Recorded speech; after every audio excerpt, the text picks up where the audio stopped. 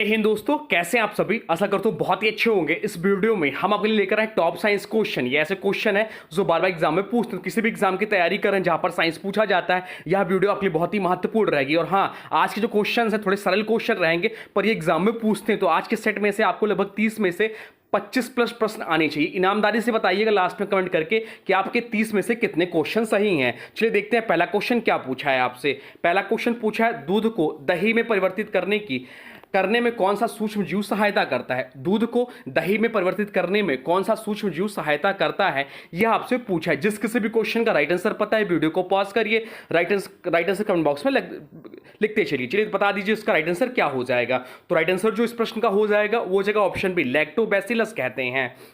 Lactobacillus एक bacteria है जो लैक्टोज को लैक्टिक अम्ल में बदलता है, जिससे दही बनता है। ये पॉइंट ध्यान रखिएगा। चलते हैं अगले प्रश्न की ओर, देखते हैं अगला प्रश्न क्या पूछा है आपसे। अगला प्रश्न पूछा, शरीर में रक्त शुद्ध करने वाली इकाई क्या कहलाती है। आपसे पूछा है कि शरीर में रक्त शुद्ध करने वाली इकाई क्या कहलाती है, आपसे पूछा है। चलिए राइट आंसर बता दीजिए, इसका राइट आंसर क्या हो जाएगा, बता दीजिए, कमेंट बॉक्स में लिख दीजिए। तो राइट आंसर जो हो जाएगा वो हो जाएगा ऑप्शन बी। नहीं, अगर ऑप्शन बी आप टिक करें तो आपका गलत हो जाएगा। ऑप्शन सी इस प्रश्न का राइट आंसर हो जाएगा, नेफ्रॉन। नेफ्रॉन इस प्रश्न का राइट आंसर हो जाएगा। नेफ्रॉन क्या है, तो नेफ्रॉन शरीर में रक्त को छानने और शुद्ध करने वाली मूल इकाई है। या गुर्दों में पाया जाता है, या रक्त से अपशिष्ट पदार्थों को छानकर मूत्र बनाता है। अब चलते हैं अगले प्रश्न की ओर, देखते हैं अगला प्रश्न क्या पूछा है आपसे। अगला प्रश्न पूछा है, न्यूटन का तीसरा नियम किस पर आधारित है। न्यूटन का जो तीसरा नियम है वह किस पर आधारित है, यह आपसे पूछा है। चलिए बता दीजिए। या भी क्वेश्चन बहुत ज्यादा पूछता है, लोग कंफ्यूज होकर गलत टिक करके आते हैं। बता दीजिए इसका राइट आंसर क्या हो जाएगा, कमेंट बॉक्स में लिख दीजिए। तो राइट आंसर जो हो जाएगा वो जगह ऑप्शन सी, क्रिया पदक्रिया कहते हैं। क्रिया पदक्रिया कहते हैं। न्यूटन का तीसरा नियम क्या कहता है, तो हर क्रिया के बराबर और विपरीत दिशा में एक प्रतिक्रिया होती है। यही न्यूटन का तीसरा नियम है, या क्रिया पदक्रिया नियम है। उदाहरण के तौर से, उदाहरण के रूप में समझते हैं तो जब आप दीवार को जोर से धक्का देते हैं तो दीवार भी अपने उतनी ही ताकत से पीछे धक्का देती है आपको। एक और अन्य उदाहरण देख लेते हैं। तो रॉकेट जब नीचे की ओर गैस छोड़ता है, जैसे क्रिया, तब हो जाता है क्रिया, और तो वह ऊपर की ओर गति करता है, वह हो जाता है पदक्रिया। यही क्रिया पदक्रिया का नियम है। अब चलते हैं अगले प्रश्न की ओर, देखते हैं अगला प्रश्न क्या पूछा है आपसे। अगला प्रश्न पूछा है, मनुष्य की आंख का कौन सा भाग प्रकाश के रंग को पहचानता है। बढ़िया प्रश्न है यह। मनुष्य की आंख का कौन सा भाग प्रकाश के रंग को पहचानता है, यह आपसे पूछा है। चलिए बता दीजिए इसका राइट आंसर क्या हो जाएगा। राइट आंसर हो जाएगा रेटिना। नहीं, रेटिना अगर आप टिक करते हैं तो आपका क्वेश्चन गलत हो जाएगा। राइट आंसर हो जाएगा ऑप्शन डी, कोन। कोन इस प्रश्न का राइट आंसर हो जाएगा। रेटिना पर मौजूद कोन कोशिकाएं रंग होती हैं। कोन जो होता है कोशिकाएं होती हैं या रंग पहचानती हैं। कोन कोशिकाएं जो होती हैं रंग पहचानती हैं।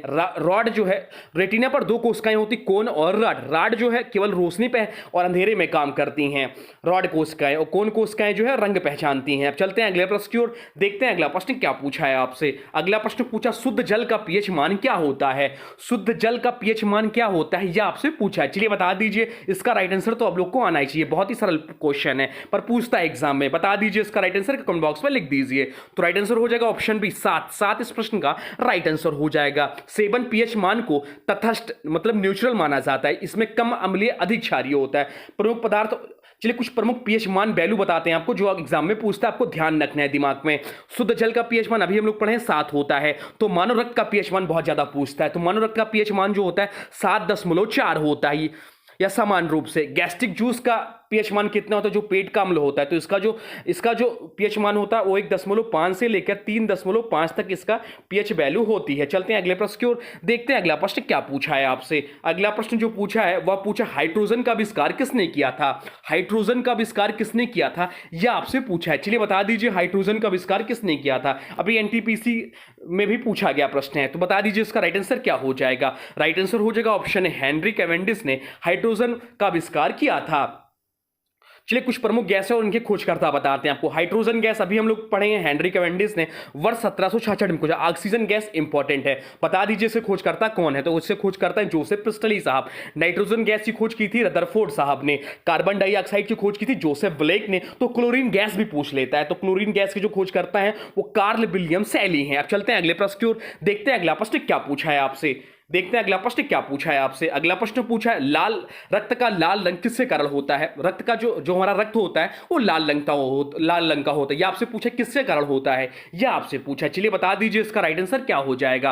तो राइट आंसर जो हो जाएगा वो जगह ऑप्शन सी हीमोग्लोबिन इस प्रश्न का राइट आंसर हो जाएगा। हीमोग्लोबिन में आयरन होता है जो ऑक्सीजन के संपर्क में आने पर लाल रंग देता है। चलते हैं अगले प्रश्न की ओर, देखते हैं अगला प्रश्न क्या पूछा है आपसे। अगला प्रश्न पूछा डीएनए की दैत्यिक संरचना की खोज किसने की थी। डबल हेलिक्स मॉडल की खोज किसने की थी डीएनए की, ये आपसे पूछा। तो पहले डीएनए का फुल फॉर्म जान लीजिए, ये भी पूछ लेता एग्जाम में सीधे सीधे। तो डीएनए का फुल फॉर्म होता है डीऑक्सी राइबो न्यूक्लिक एसिड, या डीएनए का फुल फॉर्म होता है, इसे ध्यान रखिएगा, पूछता है एग्जाम में। अब पूछा यहां पे इसके डबल हेलिक्स मॉडल की खोज किसने की, तो या इसका जो राइट आंसर हो जाएगा ये हो जाएगा ऑप्शन बी वाटसन और क्रिक ने की। वाटसन और क्रिक इस प्रश्न के राइट आंसर हो जाएगा। 1953 में इन्होंने डीएनए की डबल हेलिक्स संरचना बताई। चलते हैं अगले प्रश्न की ओर, देखते हैं अगला प्रश्न क्या पूछा है आपसे। अगला प्रश्न पूछा मानव शरीर में सबसे बड़ी ग्रंथि कौन सी है। मानव शरीर में सबसे बड़ी ग्रंथि कौन सी, बहुत ज्यादा या क्वेश्चन एग्जाम में पूछता है। चलिए बता दीजिए इसका राइट आंसर क्या हो जाएगा, लिख दीजिए कमेंट बॉक्स में। तो राइट आंसर हो जाएगा ऑप्शन बी यकृत, इस प्रश्न का राइट आंसर हो जाएगा। यकृत जो है लीवर मानव शरीर की सबसे बड़ी ग्रंथि या शरीर के दाहिनी ऊपरी पेट क्षेत्र में स्थित होता है। इसका वजन कितना होता है अभी एग्जाम में पूछा गया है, तो इसका वजन लगभग 1.4 से 1.6 किलोग्राम होता है। इसके मुख्य कार्य क्या है, इंपॉर्टेंट है इसलिए जान लीजिए। तो इसका मुख्य कार्य है पित्त रस का निर्माण करना, बाइल जूस का, वसा के पाचन में सहायता करना है, विषैले पदार्थों को निष्कासित करता है, ग्लूकोज को ग्लाइकोजन में परिवर्तित करके संग्रह करता है। अब चलते हैं अगले प्रश्न की ओर, देखते हैं अगला प्रश्न क्या पूछा है आपसे। अगला प्रश्न में इंपॉर्टेंट मार्क कर लीजिए, आपको आना चाहिए वायुमंडल में सबसे अधिक मात्रा में कौन सी गैस होती है। वायुमंडल में सबसे अधिक मात्रा में कौन सी गैस होती है यह आपसे पूछा है। चलिए बता दीजिए सबसे अधिक मात्रा में कौन सी गैस होती है। तो नाइट्रोजन जो है वह वायुमंडल में सबसे अधिक मात्रा में पाई जाने वाली गैस है। इसकी मात्रा लगभग 78% कितनी है, तो 78% इसकी मात्रा है। चलिए कुछ अन्य प्रमुख गैसों की बात कर लें तो जो वायुमंडल में ऑक्सीजन है उसकी मात्रा 20.95%, लगभग 21% पाया जाता है या दूसरे स्थान पर है। इसके बाद आपका आता है आर्गन जो कि 0.93% वायुमंडल में पाया जाता है, या भी ध्यान रखिएगा 1% लगभग के। चलते हैं अगले प्रश्न की ओर, देखते हैं अगला प्रश्न क्या पूछा है आपसे। अगला प्रश्न पूछा शरीर में आरबीसी का औसत जीवन काल क्या होता है। शरीर में आरबीसी का औसत जीवन काल क्या होता है यह आपसे पूछा है। चलिए बता दीजिए इसका राइट आंसर है, कमेंट बॉक्स में लिख दीजिए। सरल क्वेश्चन या भी आपको आना चाहिए अगर आप सही से तैयारी कर रहे हैं, तो अन्यथा आपको ध्यान देने की बहुत ज्यादा जरूरत है। अभी भी टाइम है, आप अपने आप को संवार सकते हैं, संभाल सकते हैं और तैयारी को बहुत ही अच्छा कर सकते हैं। चलिए बता दीजिए इसका राइट आंसर क्या हो जाएगा। तो राइट आंसर जो हो जाएगा वो जाएगा ऑप्शन सी 120 दिन। 120 दिन इस प्रश्न का राइट आंसर हो जाएगा। आरबीसी जैसे बोलते हैं रेड ब्लड सेल्स का जीवन काल औसतन 120 दिन का होता है। उसके बाद ये पलीहा में नष्ट हो जाती है, जिसे आरबीसी का कब्रिस्तान भी कहा जाता है। तो इसका जीवन काल होता है 120 दिन। निर्माण स्थल होता है अस्थिमज्जा में इसका निर्माण होता है, जिसे बोन मैरो भी कहते हैं, और विघटन स्थल है पलीहा। मुख्य कार्य इसका है शरीर में ऑक्सीजन का परिवहन। अब चलते हैं अगले प्रश्न की ओर, देखते हैं अगला प्रश्न क्या पूछा है आपसे। अगला प्रश्न बहुत ज्यादा सरल प्रश्न है, पर इससे जो इंपॉर्टेंट फैक्ट बताऊंगा वो कॉपी पेन लेकर नोट कर लीजिए और कई बार रिवीजन कर लीजिए। ये आपको जरूर आना चाहिए, इसलिए हम जो भी क्वेश्चंस कराते हैं बार बार इसको हम रिवीजन कराते हैं। चलिए इसका पहले इसका राइट आंसर बता दीजिए। रतौंधी किस विटामिन की कमी से होती है। रतौंधी जो है किस विटामिन की कमी से होती है आपसे पूछा। चलिए बता दीजिए। तो विटामिन ए की कमी से होती है। राइट आंसर हो जाएगा ऑप्शन है विटामिन ए। विटामिन ए आंखों की रोशनी के लिए आवश्यक होती है। चलिए कुछ प्रमुख विटामिन और उसके रासायनिक नाम बताते हैं, कॉपी पेन लेके नोट कर लीजिए, या एग्जाम में पूछता है। तो विटामिन ए जिसका रासायनिक नाम होता है रेटिनॉल। विटामिन बी1 का रासायनिक नाम क्या है, तो विटामिन बी1 का रासायनिक नाम है थायमिन, जिसकी कमी से बेरी रोग होता है। विटामिन बी2 का रासायनिक नाम है राइसिन। विटामिन बी2 का रासायनिक नाम है राइबोफ्लोविन। विटामिन बी5 का पेंटोथेनिक एसिड। एक पूछता है विटामिन बी7 का रासायनिक नाम, तो विटामिन बी7 का रासायनिक नाम है जो है बायोटिन है। विटामिन बी9 का रासायनिक नाम फॉलिक एसिड है। विटामिन सी का रासायनिक नाम क्या है, इंपॉर्टेंट है, तो विटामिन सी का रासायनिक नाम कैल्सीफेरॉल है। इसकी कमी से जो स्कर्वी रोग होता है। विटामिन डी का रासायनिक नाम क्या है, तो विटामिन डी का रासायनिक नाम कैल्सीफेरॉल है। इसकी कमी से बच्चों में रिकेटस रोग होता है, बड़ों में ऑस्ट्रोमलेशिया रोग होता है। विटामिन ई का रासायनिक नाम टोकोफेरॉल और विटामिन के का रासायनिक नाम फाइलोक्विनोन है। यह भी पॉइंट ध्यान रखें, बहुत ज्यादा इंपॉर्टेंट है, इसलिए बार बार रिवीजन कराया जाता है आपको कि आपको यहीं से याद हो जाए, परंतु आपको रिवीजन करना भी अनिवार्य है। किसी भी जीके जीएस को तैयार करने का एक अच्छा प्रोसेस यही है कि आपको जो ना आए वो एक दो बार लिखिए। एक दो बार लिखने से आपको माइंड में हुआ याद हो जाता है, एग्जाम के टाइम में वो आपको बैकअप कॉल देता है। तो यह बहुत ही महत्वपूर्ण पद्धति है। जीके तैयार करने की। अब चलते हैं अगले प्रश्न की ओर, देखते हैं अगला प्रश्न क्या पूछा है आपसे। अगला प्रश्न पूछा, मानव शरीर में पाचन क्रिया की शुरुआत कहां से होती है? सरल प्रश्न है। या मानव शरीर में पाचन क्रिया की शुरुआत कहां से होती है, यह आपसे पूछा है। चलिए बता दीजिए, मानव शरीर में पाचन क्रिया की शुरुआत कहां से होती है? तो राइट आंसर हो जाएगा ऑप्शन सी, मुंह से होती है। मुंह से पाचन क्रिया की शुरुआत होती है। पाचन क्रिया की शुरुआत मुंह से होती है। मुंह में लार यानी कि सलाइवा के द्वारा भोजन को गीला और मुलायम किया जाता है। लार में मौजूद टाइलिन नामक एंजाइम जो है कार्बोहाइड्रेट को पचाना शुरू कर देता है। अब चलते हैं अगले प्रश्न की ओर, देखते हैं अगला प्रश्न क्या पूछा है आपसे। अगला प्रश्न पूछा, क्लोरोफिल में मुख्य रूप से कौन सा तत्व होता है? और हाँ, एक बात और बता दें आपको कि ये हमारा 43वां वीडियो होगा, तो प्रीवियस जो वीडियो अगर आप नहीं देखें तो प्लेलिस्ट में जाकर पुरानी वीडियो को भी देख सकते हैं। वहां भी बहुत अच्छे से आपको PYQ कराया गया है, जो एग्जाम में सीधे पूछते हैं, एग्जाम ओरिएंटेड क्वेश्चन ही कराए जाते हैं। यह पॉइंट ध्यान रखिएगा। चलिए बता दीजिए, क्लोरोफिल में मुख्य रूप से कौन सा तत्व होता है, यह आपसे पूछा है। चलिए बता दीजिए इसका राइट आंसर क्या हो जाएगा? तो राइट आंसर जो हो जाएगा वो हो जाएगा ऑप्शन सी, मैग्नीशियम पाया जाता है। क्लोरोफिल वह रंजक या पिगमेंट है जो पौधों को हरा रंग देता है और प्रकाश संश्लेषण की प्रक्रिया में सहायक होता है। इसके अणु की संरचना में मैग्नीशियम केंद्र में स्थित होता है, ठीक वैसे ही जैसे हीमोग्लोबिन में लोहा होता है। चलते हैं अगले प्रश्न की ओर, देखते हैं अगला प्रश्न क्या पूछा है आपसे। अगला प्रश्न पूछा, सबसे हल्की गैस कौन सी है? सबसे हल्की गैस कौन सी है, यह आपसे पूछा है। चलिए बता दीजिए, सबसे हल्की गैस कौन सी है? हाइड्रोजन है, हीलियम है, ऑक्सीजन है या नाइट्रोजन है? तो राइट आंसर हो जाएगा ऑप्शन ए, हाइड्रोजन सबसे हल्की गैस है। हाइड्रोजन ब्रह्मांड की सबसे हल्की और सबसे अधिक पाई जाने वाली गैस है। इसका परमाणु क्रमांक 1 है। इसका परमाणु क्रमांक 1 है। जो इसका प्रतीक है वह EH है। इसका परमाणु क्रमांक 1 है और यह सबसे हल्का तत्व है। चलते हैं अगले प्रश्न की ओर, देखते हैं अगला प्रश्न क्या पूछा है आपसे। अगला प्रश्न पूछा, मानव शरीर में कितनी पसलियां होती हैं? मानव शरीर में कितनी पसलियां होती हैं, यह आपसे पूछा है। तो मानव शरीर में जो पसलियां होती हैं वो 12 जोड़ी होती हैं, यानी कि 24 पसलियां होती हैं। इस प्रश्न का राइट आंसर हो जाएगा ऑप्शन ए। ऑप्शन इस प्रश्न का राइट आंसर हो जाएगा। एक क्वेश्चन और ध्यान रखिएगा कि एक जनरली पूछा जाता है कि हमारे शरीर में कुल कितनी हड्डियां होती है। तो हमारे शरीर में हड्डियों की संख्या जो है 206, पर नवजात शिशुओं को पूछ लेता है जो आप गलत करके आते हैं। तो कहीं कहीं पे 270 दिया होता है, कहीं कहीं पे 300 दिया होता है। तो 270 ज्यादा सही है, पर अगर आपको 300 में मिल जाए तो 300 पे भी टिक कर सकते हैं। अब चलते हैं अगले प्रश्न की ओर, देखते हैं अगला प्रश्न क्या पूछा है आपसे। अगला प्रश्न पूछा है, ओजोन परत किस प्रकार की किरणों को अवशोषित करती है? ओजोन परत जो है किस प्रकार की किरणों को अवशोषित करती है, यह आपसे पूछा है। ओजोन दिवस जो मनाया जाता है 16 सितंबर को मनाया जाता है और इसे O3 से डोनेट करते हैं। यह पॉइंट ध्यान रखिए, पूछ लेता है एग्जाम में, इसलिए आपको बता दिए। ओजोन परत वायुमंडल के समताप मंडल में स्थित होती है। यह भी पूछता है ओजोन परत किस मंडल में पाई जाती है? तो ओजोन परत जो है वायुमंडल के समताप मंडल में स्थित होती है। यह परत सूर्य में आने वाली पराबैंगनी किरणों को अवशोषित करती है। विशेष रूप से यह UVB और UVC किरणों को रोकती है, जो जीव जंतु और मानव के लिए हानिकारक होते हैं। अब चलते हैं अगले प्रश्न की ओर, देखते हैं अगला प्रश्न क्या पूछा है आपसे। अगला प्रश्न पूछा, पानी का क्वथनांक समुद्र तल पर कितना होता है?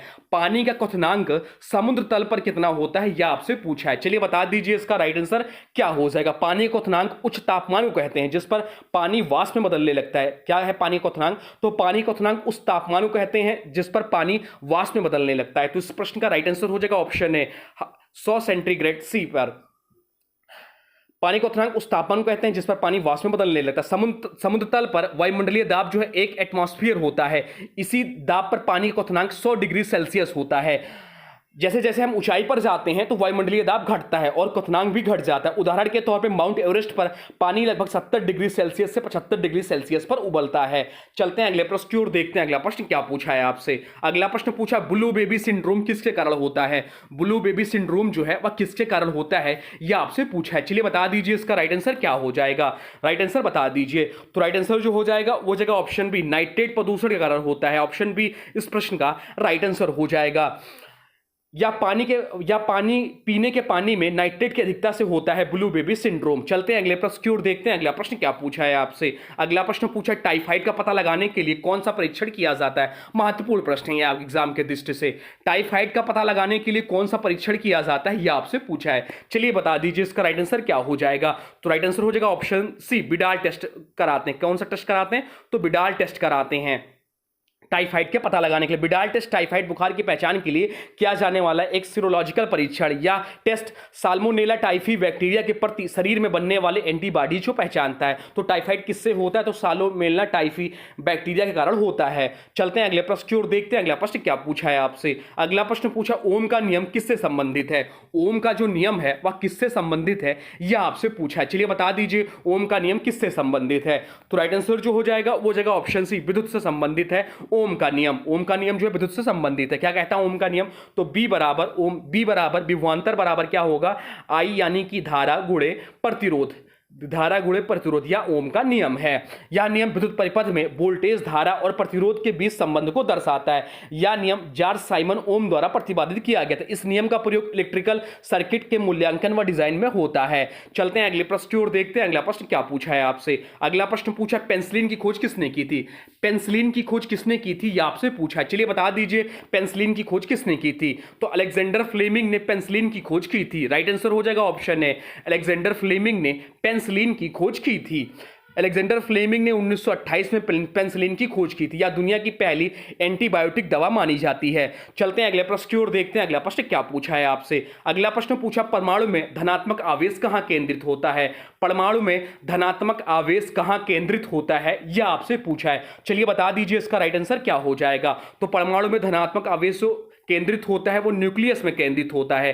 राइट आंसर हो जाएगा ऑप्शन सी, ऑप्शन सी इस प्रश्न का राइट आंसर हो जाएगा। परमाणु में धनात्मक आवेश न्यूक्लियस में केंद्रित होता है। न्यूक्लियस में प्रोटॉन जो कि धनात्मक आवेश होता है, न्यूट्रॉन जो कि वो ऋणात्मक आवेश होते हैं। इलेक्ट्रॉन न्यूक्लियस के चारों ओर परिक्रमा करते हैं और इन पर ऋणात्मक आवेश होता है। चलते हैं अगले प्रश्न की ओर, देखते हैं अगला प्रश्न क्या पूछा है आपसे। अगला प्रश्न पूछा रक्त का शुद्धिकरण किस अंग में होता है? अभी हम लोग ऊपर भी पढ़े हैं। चलिए राइट आंसर कमेंट बॉक्स में लिख दीजिए कि रक्त का शुद्धिकरण किस अंग में होता है, बता दीजिए। चलिए बता दीजिए इसका राइट आंसर क्या हो जाएगा।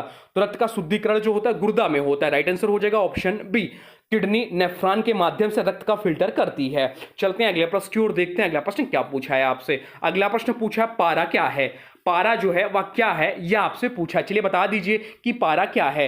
तो पारा जो है सबसे भारी गैस है, सबसे हल्की धातु है, तरल धातु या धातु है। तो पारा जो है तरल धातु है। राइट आंसर हो जाएगा ऑप्शन सी, तरल धातु है पारा। पारा जो है थर्मामीटर, बैरोमीटर में इसका प्रयोग होता है। चलते हैं अगले प्रश्न की ओर, देखते हैं अगला प्रश्न क्या पूछा है आपसे। अगला प्रश्न पूछा है पृथ्वी के वायुमंडल की सबसे निचली परत कौन सी है? पृथ्वी के वायुमंडल की सबसे निचली परत कौन सी है, यह आपसे पूछा है। चलिए बता दीजिए इसका राइट आंसर क्या है, एग्जाम में पूछता है यह प्रश्न। तो राइट आंसर हो जाएगा ऑप्शन बी, क्षोभ मंडल। क्षोभ मंडल इस प्रश्न का राइट आंसर हो जाएगा। क्षोभ मंडल पृथ्वी के वायुमंडल की सबसे निचली परत है और यह हमारे दैनिक मौसम परिवर्तन के लिए जिम्मेदार होती है। चलते हैं अगले प्रश्न की ओर, देखते हैं अगला प्रश्न क्या पूछा है आपसे। अगला प्रश्न पूछा डीएनए का पूरा नाम क्या है? अभी हम लोग ऊपर भी पढ़े हैं। चलिए बता दीजिए इसका राइट आंसर क्या हो जाएगा। डीएनए का पूरा नाम क्या है? तो डीएनए का जो पूरा नाम है वो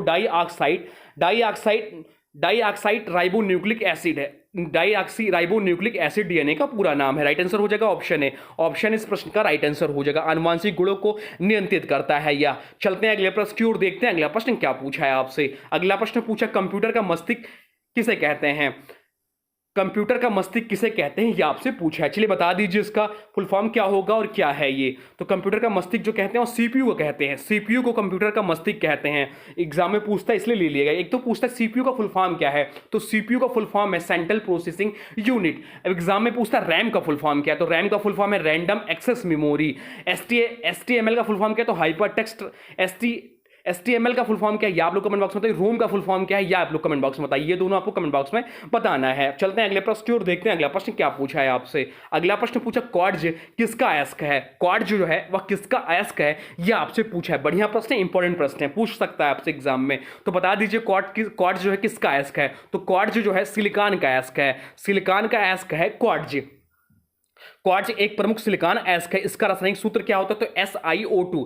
SiO2 इसका रासायनिक सूत्र होता है, जिसे बोलते हैं सिलिकॉन डाइऑक्साइड। क्वार्ट्ज में सिलिका की मात्रा बहुत अधिक होती है और यह प्राकृतिक रूप से पाया जाने वाला सबसे सामान्य खनिजों में से एक है। अब चलते हैं अगले प्रश्न की ओर, देखते हैं अगला प्रश्न क्या पूछा है आपसे। अगला प्रश्न पूछा फोटोसिंथेसिस प्रक्रिया में कौन सी गैस ग्रहण होती है?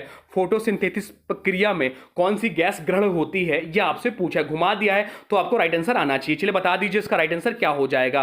तो राइट आंसर जो हो जाएगा वो जाए कार्बन डाइऑक्साइड। कार्बन डाइऑक्साइड इस प्रश्न का राइट आंसर हो जाएगा। कार्बन डाइऑक्साइड इस प्रश्न का राइट आंसर हो जाएगा। फोटोसिंथेटिक प्रक्रिया में कौन सी गैस गठन होती है? तो कार्बन डाइऑक्साइड। पोषण क्रिया जो है फोटोसिंथेटिक व प्रकाश संश्लेषण की प्रक्रिया है, जिसमें पौधे सूर्य के प्रकाश की उपस्थिति में कार्बन डाइऑक्साइड और पानी का उपयोग करके ग्लूकोज और ऑक्सीजन बनाते हैं। ग्लूकोज का रासायनिक सूत्र क्या है? तो ग्लूकोज का रासायनिक सूत्र जो है C6H12O6 है। यह भी ध्यान रखिए, पूछ लेता है एग्जाम में। अब चलते हैं अगले प्रश्न की ओर, जो कि आज का अंतिम प्रश्न है। देखते हैं आज का अंतिम प्रश्न क्या पूछा है आपसे। आज का अंतिम प्रश्न है, मलेरिया किस परजीवी के कारण होता है? मलेरिया रोग जो है वह किस परजीवी के कारण होता है, यह आपसे पूछा है। चलिए बता दीजिए, मलेरिया रोग जो है किस परजीवी के कारण होता है, बता दीजिए। तो राइट आंसर हो जाएगा ऑप्शन सी, प्लाज्मोडियम के कारण होता है मलेरिया।